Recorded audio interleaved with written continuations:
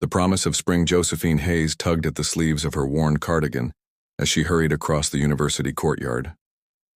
February in Boston had a way of seeping into your bones, but she couldn't afford to be late for her advanced architecture seminar again. At 23, she was juggling her graduate studies with 2 part-time jobs, barista mornings and bookstore evenings, all while trying to maintain her scholarship. "Joe, wait up." She turned to see Marcus Reed jogging toward her, his dark hair, windswept, cheeks flushed from the cold. They had met in an environmental design class last semester, and something about his earnest enthusiasm had drawn her in immediately. "You left this at the cafe," he said, holding up her sketchbook. Relief washed over her. That notebook contained weeks of sustainable housing design she'd been developing. "My hero," she said, accepting it gratefully. "I'd lose my mind without this." "I looked through it," he admitted, falling into step beside her. "Your urban garden integration concept is brilliant." Josephine felt warmth rise to her cheeks that had nothing to do with the bitter cold. "It's just an idea." "Ideas are everything," Marcus replied. "Speaking of which, can I buy you coffee? There's something I want to run by you." That coffee turned into dinner, which evolved into long walks along the Charles River where Marcus shared his vision for democratizing renewable energy through accessible technology. His startup, SolarSync, was in its infancy, operating out of his cramped apartment, with just 2 other engineering students. "The world is choking on fossil fuels while clean energy sits behind paywalls of privilege," he told her one evening, his breath visible in the March air. "I want to change that." Over the following months, Josephine found herself spending evenings at Marcus's makeshift office, sketching designs for energy-efficient housing that could integrate his solar technology. What began as professional admiration evolved into something deeper. By summer, they were inseparable. On a warm July night, they sat on the rooftop of his building, a bottle of cheap wine between them as they watched the city lights flicker against the darkening sky. "We could change everything together," Marcus said, his fingers intertwined with hers. "Your sustainable architecture, my clean energy solutions, it's a perfect partnership." "Professional or personal?" Josephine teased, though her heart raced. Marcus turned to her, his expression suddenly serious. "Both, I hope." Their first kiss tasted like possibility. By autumn, SolarSync had secured its first significant investment. Josephine watched with pride as Marcus presented his prototype to a room of serious-faced investors. His passion was magnetic, his vision compelling. When he received a standing ovation, tears sprang to her eyes. "This is just the beginning," he whispered, as they celebrated that night. 5 years from now, we'll look back and remember when it all started." They moved into a small apartment together as winter approached again. It wasn't much, a 1-bedroom with drafty windows and temperamental plumbing, but it was theirs. Josephine graduated with honors and took a junior position at a sustainable architecture firm, while continuing to contribute designs to SolarSync in her spare time. Marcus worked relentlessly, often pulling all-nighters as the company expanded. Josephine would find him asleep at his desk, pages of calculations scattered around him. She'd gently guide him to bed, whispering encouragements as he mumbled about circuit efficiencies and implementation timelines. "You're going to change the world," she told him, "but you need to sleep sometimes." "We're going to change it together," he corrected drowsily. On their 1-year anniversary, they couldn't afford anything extravagant. Instead, Josephine prepared dinner in their tiny kitchen, pasta with fresh herbs from the window box garden she'd planted. Marcus arrived late, but his eyes shone with excitement. "West Coast investors want to meet," he announced, pulling her into an embrace. "This could be our breakthrough." "I'm so proud of you," she said, meaning every word. Later that night, as they lay tangled together under threadbare blankets, Marcus traced the curve of her cheek with his finger. "Promise me something, Joe," he whispered. "No matter what happens. With SolarSync, with us, promise we'll stay true to what matters." "What matters?" she asked. "This," he said simply.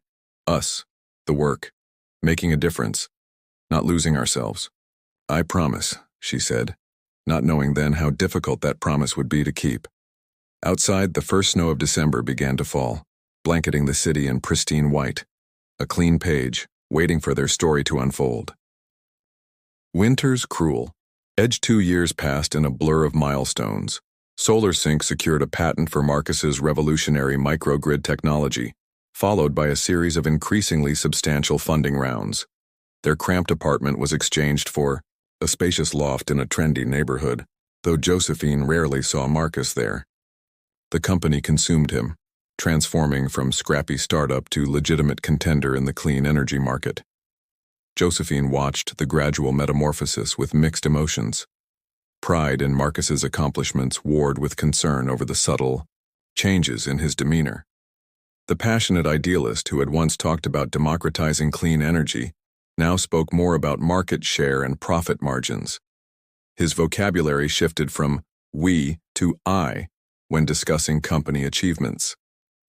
The Forbes feature comes out next week, Marcus announced one evening, loosening his tie as he poured himself a glass of the expensive scotch that had replaced their cheap wine.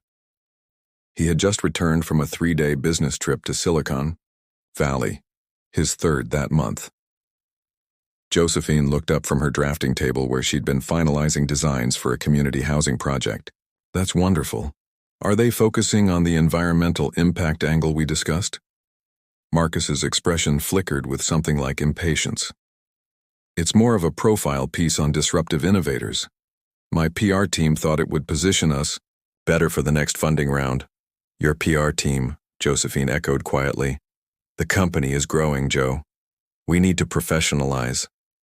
He glanced at her sketches. You're still working on those community designs?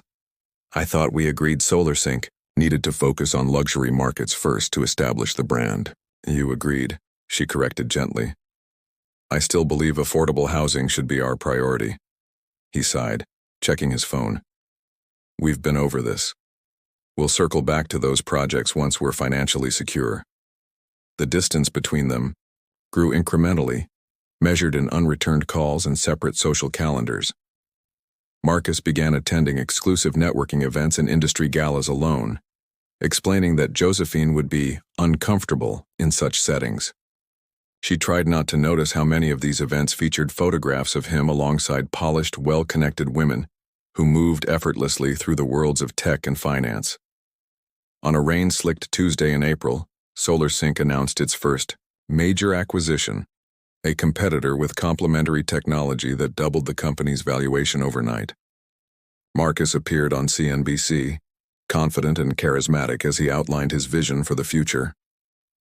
Josephine watched the interview alone in their loft, a stranger observing the life of someone she once knew intimately. That evening, Marcus returned, with champagne and a gift box containing a diamond bracelet that must have cost more than Josephine's annual salary. To new beginnings, he toasted, eyes bright with triumph. Is that what we need? She asked quietly. A new beginning? His smile faltered. What's that supposed to mean? We hardly see each other anymore, Marcus. When we do, it feels like we're speaking different languages. I'm building something important, he defended. Something that will change the world just like we talked about. Is it still we? She challenged. Because it feels like I've been left behind. Marcus set down his glass with deliberate care. Perhaps that's the problem, Joe. You're still exactly where you were 2 years ago while I've had to evolve. The words landed like a physical blow. What does that mean? It means, he said, his tone measured, that I'm moving in circles you can't access. The investors, the board members, they expect a certain presentation, a partnership that reflects SolarSync's position. And I don't fit that image, she concluded, her voice hollow. You're brilliant at what you do, he offered, as if this softened the blow. But this world requires more than just technical skill. It's about connections, influence, social capital. Things I lack. Things you've never wanted, he corrected. You've made that clear every time you've declined to attend functions or meet with potential partners.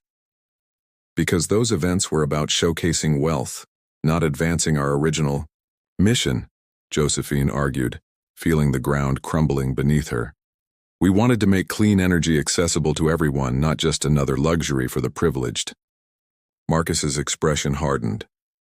Idealism doesn't scale, Josephine. I've learned that. Perhaps it's time you did too. The following weeks passed in a fog of tense silence and perfunctory conversations. Josephine threw herself into her work at the architecture firm, staying late to avoid returning to the loft they now occupied like wary roommates rather than lovers. The final blow came on a pristine June morning. Josephine returned from an early site visit to find Marcus waiting in the kitchen, his expression closed. "We need to talk," he said without preamble. She nodded, suddenly aware that she had been expecting this moment. "Solar Sync is going public next quarter," he stated. "The board feels my personal life should align with the company's trajectory." "And I don't align," she finished for him. "This isn't personal." "It's entirely personal," she interrupted. "Just have the courage to say it plainly." His jaw tightened. "Fine. We want different things, Josephine. I need a partner who understands the world I'm building. Someone who complements what I'm trying to achieve. Someone who looks better in press photos," she translated bitterly. "That's unfair." "Is it? Because it sounds like you're ending our relationship for your company's image." Marcus's silence was confirmation enough. He reached for his jacket, already distancing himself. "I'll stay at a hotel tonight. Take whatever time you need to make arrangements." As he moved toward the door, Josephine found her voice again. "What happened to the promise, Marcus? To staying true to what matters?" He paused, hand on the doorknob. For a moment, something like regret shadowed his features. Then it was gone, replaced by the polished veneer of the tech mogul he had become. "What matters changes," he said simply, and closed the door behind him. Josephine stood motionless in the empty loft, surrounded by the trappings of a success that had cost her everything that once felt meaningful. Outside the floor-to-ceiling windows, the Boston skyline glittered indifferently in the summer sun, a world continuing without pause while hers collapsed into silence. Seeds in silence. The first month after Marcus left, Josephine moved through life like a ghost. She found a small studio apartment in Cambridge that she could barely afford on her architect's salary. It was nothing like the sleek loft she'd shared with Marcus, just a converted attic space with slanted ceilings and creaky wooden floors. But it was hers alone. On weekends, she wandered the city aimlessly, avoiding their old haunts. She deleted her social media accounts after SolarSync's splashy IPO was announced. Unable to bear the barrage of articles featuring Marcus alongside Victoria Chamberlain, the polished venture capitalist who had apparently become his new partner in both business and life. "You should sue him," urged her friend Priya over coffee one rainy afternoon. "Your designs were integral to SolarSync's early success." Josephine shook her head. "I didn't document anything properly. We were in love. I never thought I'd need to protect myself from him." The word love still felt like a shard of glass in her throat. Autumn arrived with crisp winds that scattered red-gold leaves across the university campus. Josephine had taken to sitting on benches during her lunch breaks, watching students hurry between classes with the same earnest energy she and Marcus once shared. During one such afternoon, she noticed a flyer seeking volunteer architects for a post-disaster housing initiative in the Philippines. That evening, she completed the application. 2 weeks later, she requested a 6-month leave of absence from her firm and boarded a plane to Manila. The coastal village of Baguiong had been devastated by a typhoon the previous year. International aid had provided immediate relief, but sustainable rebuilding efforts were still desperately needed. Josephine joined a small team of engineers, designers, and local builders working to create storm-resistant housing using available materials and renewable energy solutions. Away from Boston's harsh memories, something within Josephine began to heal. She worked tirelessly, applying her knowledge of sustainable design while learning invaluable lessons from the local craftspeople. For the first time since the breakup, her work felt meaningful again, directly improving lives rather than chasing profits or prestige. "You have good hands," observed Elena, an elderly villager who often watched the construction. You build not just with mind, but with heart. These simple words resonated deeply. Josephine had always designed with both technical precision and emotional intelligence, understanding that homes were more than physical structures but spaces that shaped human experience. When her volunteer term ended, Josephine returned to Boston with a clarity she had lacked 6 months earlier. She resigned from her position at the architecture firm and used her modest savings to register a new company, Earthstead Designs, focused on sustainable, community-centered architecture. Starting over was terrifying. Her tiny apartment doubled as her office, the bathroom doubling as a makeshift darkroom for developing site photographs. She took on small residential projects initially, eco-friendly renovations and consulting work for homeowners interested in reducing their environmental footprint. You're undercharging, noted her first client, a professor of environmental science who had hired her to redesign his home's energy systems. This level of expertise is worth much more.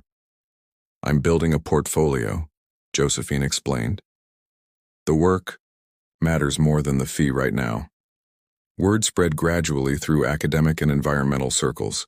A solar installation here, a rainwater collection system there, small projects that barely covered her expenses but built her reputation for innovative, accessible design solutions.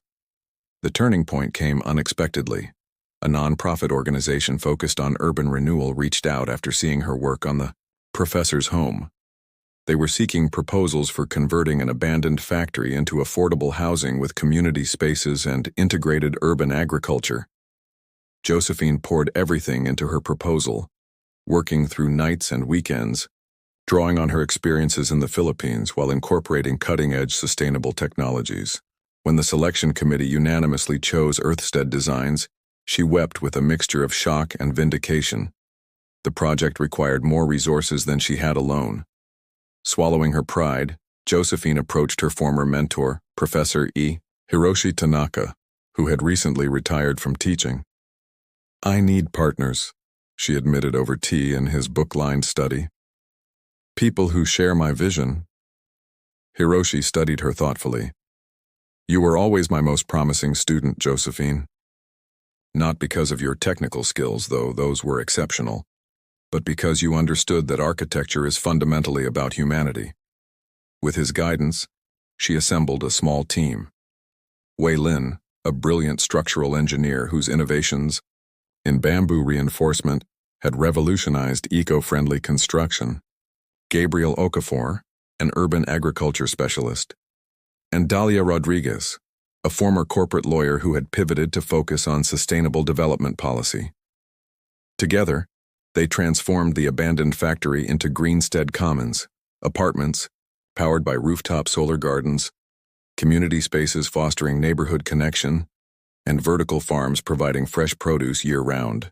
The project came in under budget and ahead of schedule, garnering attention from sustainability publications and urban planning circles. 3 years after Marcus had deemed her insufficient for his world, Josephine stood at the ribbon-cutting ceremony for Greenstead Commons, surrounded by residents, community members, and her growing team. The mayor praised the project as a blueprint for urban renewal that centers both environmental responsibility and human dignity. That evening, as celebratory champagne flowed in Earthstead's new proper office space, Professor Tanaka raised a toast to Josephine, who reminds us that our greatest achievements often rise from our deepest wounds. Later, alone in her office, Josephine studied the framed photograph of Bagyong's completed houses, simple structures that had sheltered families through the most recent typhoon season without damage. Beside it sat a new architectural award and the front page of a respected industry journal featuring Greenstead Commons. She no longer searched for Marcus's name in news articles or flinched when she caught glimpses of solar sync billboards around the city. The pain had transformed into something else, not quite forgiveness, but a quiet acknowledgement that his rejection had ultimately set her free. Outside her window, Boston's skyline glittered in the night. Somewhere among those lights was the Solar Sync Tower, Marcus's monument to his own success.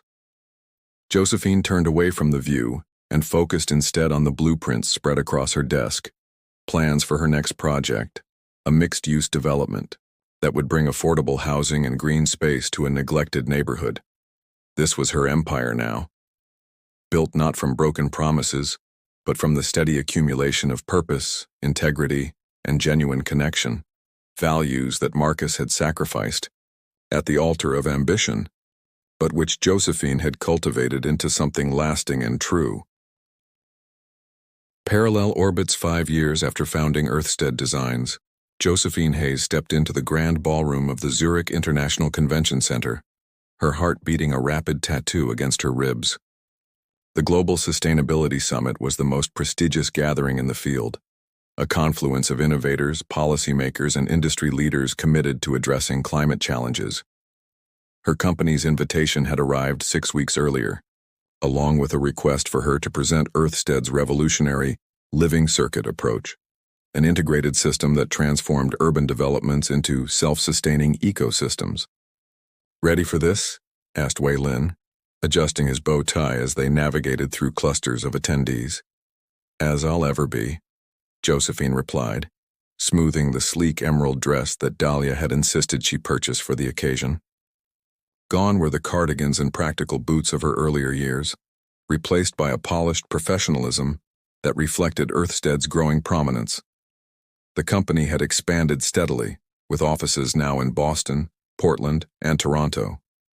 Their portfolio included everything from public housing developments to university research facilities, each project built on the foundation of accessibility, sustainability, and community integration. Earthstead had become known for refusing lucrative contracts that compromised these principles, a reputation that had initially limited their growth, but ultimately attracted clients who shared their values. "There's Commissioner Okonjo, Wei," nodded toward the Nigerian environmental minister. "Should we introduce ourselves before your presentation?" "Absolutely.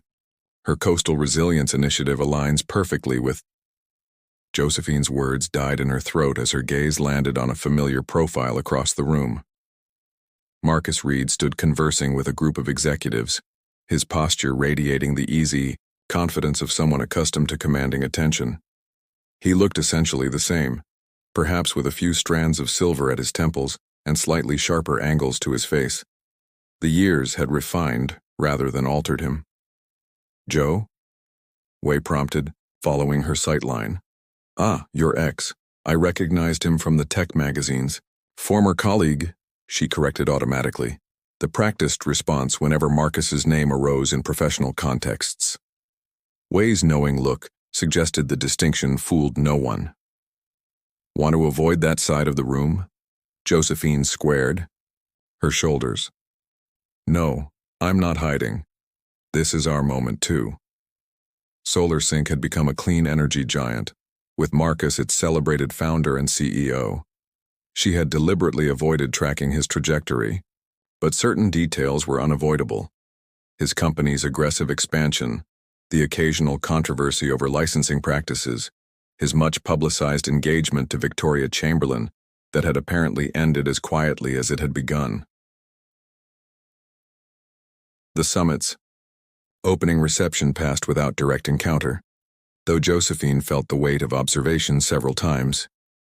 Whether Marcus was actually watching her or she was merely projecting old insecurities remained unclear. Either way, she focused on networking, discussing Earthstead's projects with potential partners, and reconnecting with former collaborators. The following morning brought her scheduled presentation. Standing before the packed auditorium, Josephine felt a momentary flutter of nervousness that dissipated as soon as she began speaking about her work. For 40 minutes, she outlined Earthstead's approach to creating resilient communities, illustrating with case studies from their projects in flood-prone regions and drought-affected areas.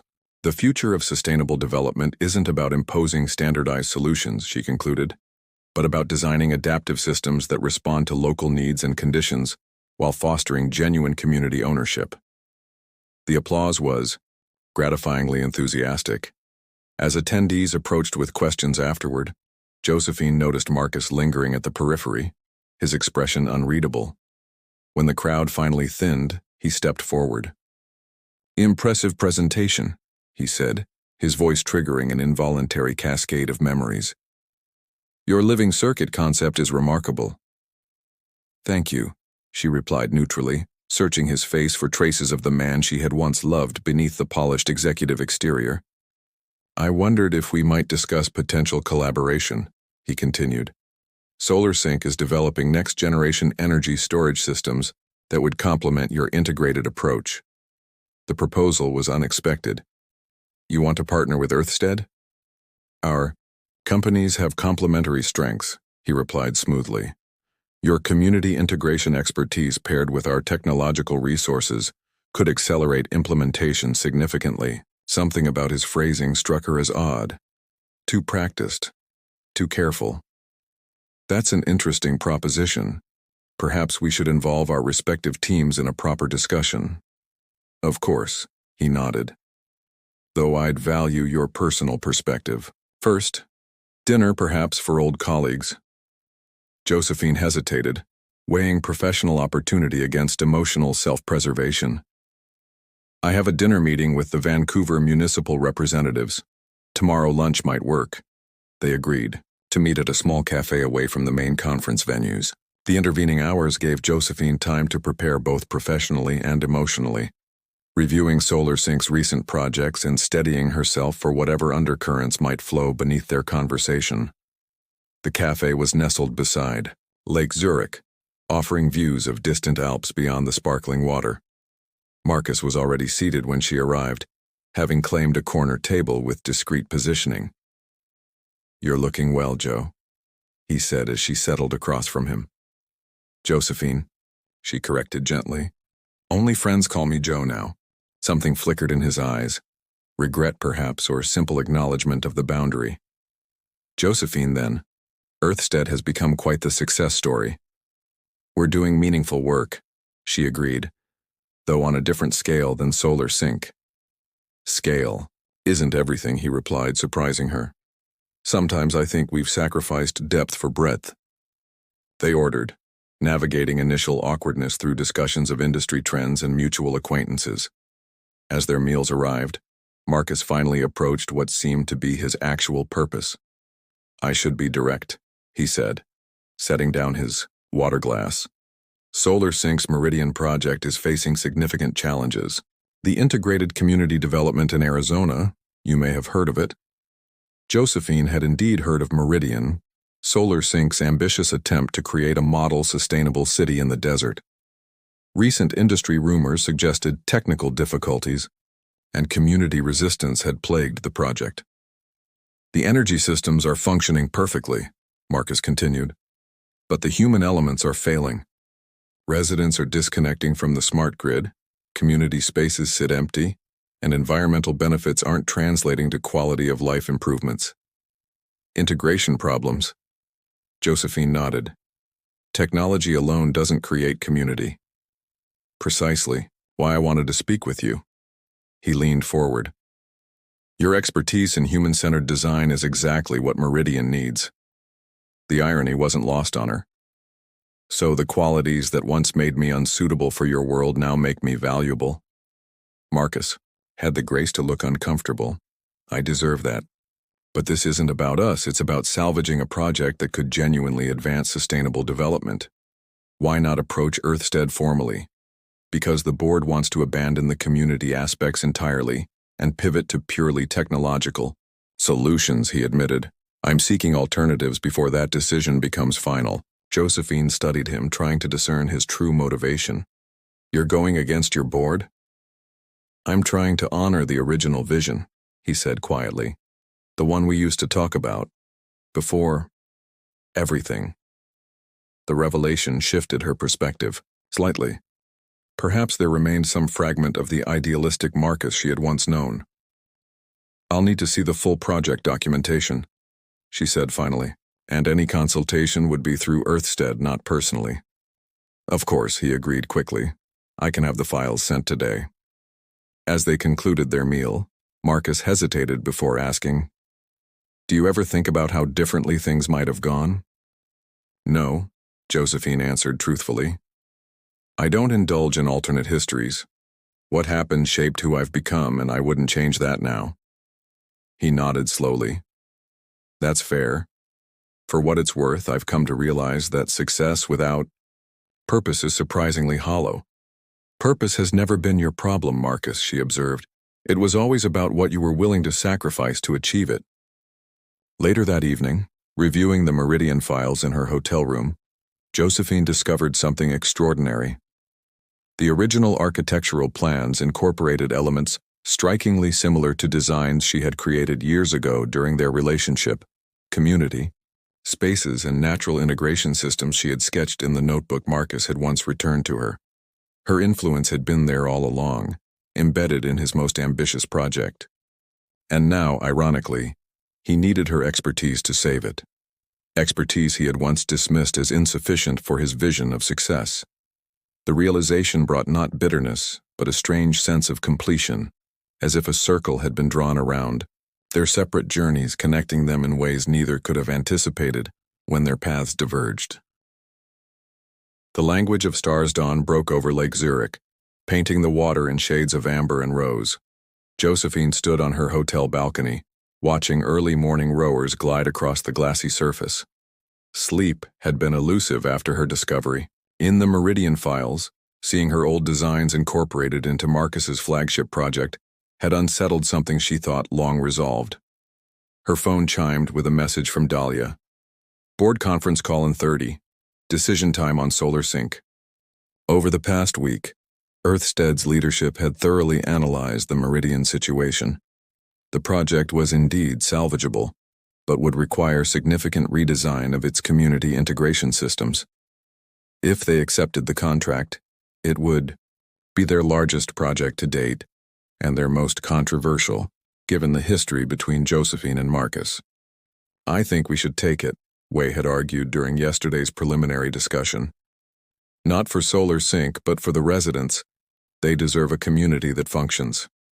Agreed, Gabriel had added, but with conditions, complete design control, over the community aspects, public acknowledgement of Earthstead's methodology and fair compensation. The question remaining was whether Josephine could separate personal history from professional opportunity, and whether Marcus could be trusted as a partner after their past. She joined the call from her room, listening as her team debated final terms. When they turned to her for the deciding vote, Josephine took a deep breath. We accept the project, she stated firmly. With the conditions outlined, plus one addition. I want formal recognition of the original design elements from my early work that were incorporated into Meridian. The announcement of the partnership sent ripples through the sustainability community. Industry publications speculated about the unlikely collaboration between companies with seemingly divergent philosophies. Neither Josephine nor Marcus publicly addressed their personal history, focusing instead on the potential environmental impact of the revitalized project. Work began immediately. Josephine extended her stay in Europe for preliminary meetings before a scheduled site visit to Arizona the following month.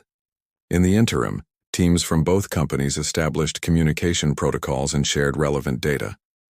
3 weeks later, Josephine stood beneath the unforgiving desert sun, surveying Meridian's gleaming infrastructure.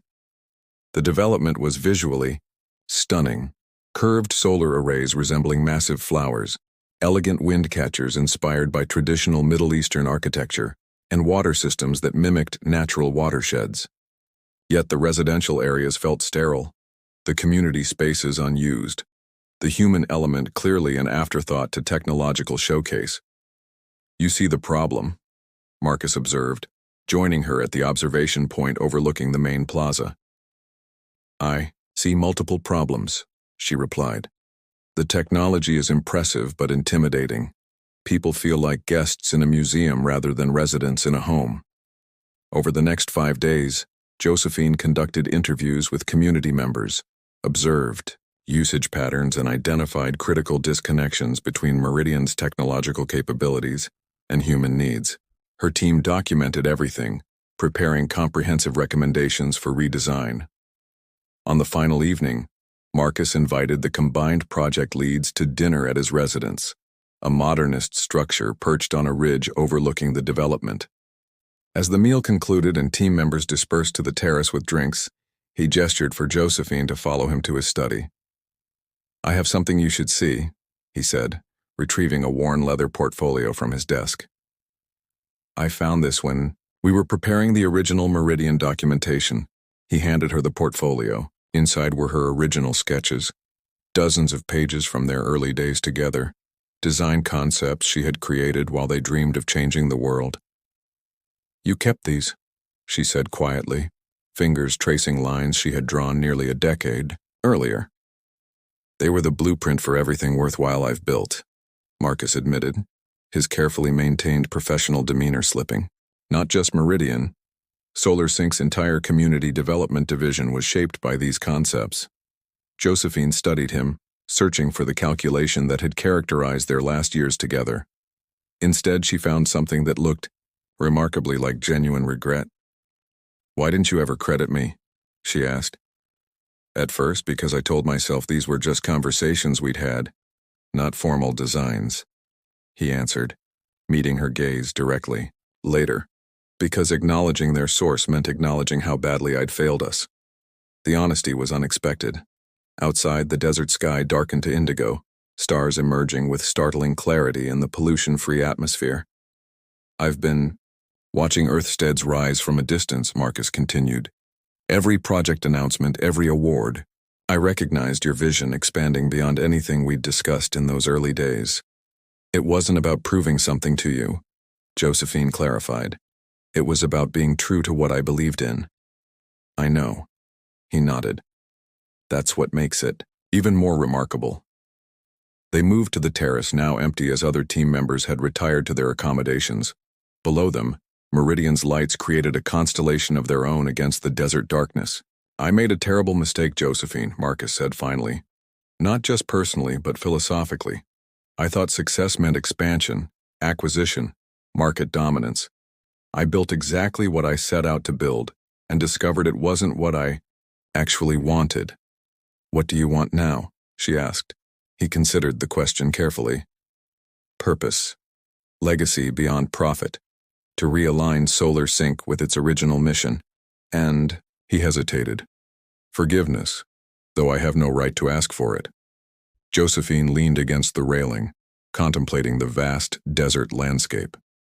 "Forgiveness isn't something you earn through grand gestures or confessions, Marcus. It's a choice I make for my own peace." "Have you made that choice?" he asked quietly. "I'm working on it," she answered honestly. "The anger faded long ago. What remains is more complicated." "I understand." He accepted her response with surprising grace. "For what it's worth, you were never the one who wasn't enough. I was the one who lost sight of what mattered." The following months transformed Meridian. Under Earthstead's guidance, community spaces were redesigned to foster genuine connection. Intimidating technological interfaces were replaced with intuitive systems that residents could understand and modify. Gardens emerged in formerly sterile courtyards, and a community decision-making structure gave residents agency over their environment. Josephine traveled between Boston and Arizona regularly, overseeing the implementation personally. Each visit included project meetings with Marcus, their professional relationship gradually evolving into something resembling friendship, cautious, bounded by history, but increasingly authentic. One evening, after reviewing the quarterly progress reports, Marcus asked, "Would you consider a more permanent collaboration? SolarSync could establish a community integration division with Earthstead as a partner. Complete creative control for your team, with our resources and distribution network." Josephine considered the proposal. "That would be a significant shift for both companies." "That's the point," he replied. "Separately, we've each built half of the vision we once shared. Together, we might actually fulfill it." The prospect was both appealing and complicated. "I need to discuss this with my team. Earthstead isn't just mine. It belongs to everyone who's built it." "Of course. Take whatever time you need." Back in Boston, Josephine presented the proposal to her partners. The discussion was lengthy, examining both opportunities and risks of deeper alignment with SolarSync. "You've never asked," Dahlia noted during a private moment. "But we've all wondered, is there still something between you two beyond business?"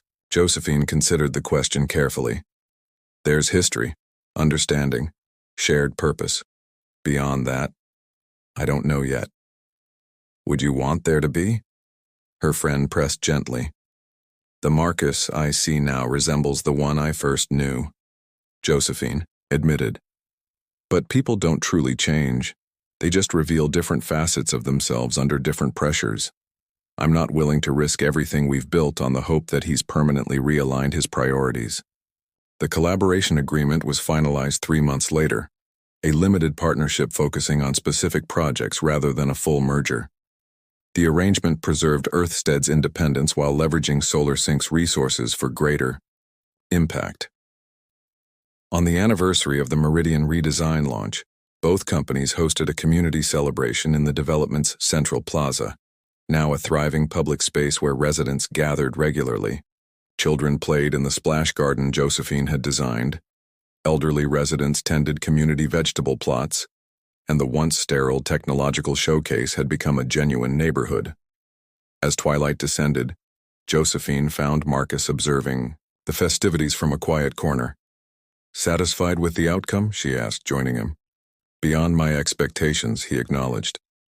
This is what I originally imagined, but couldn't execute alone.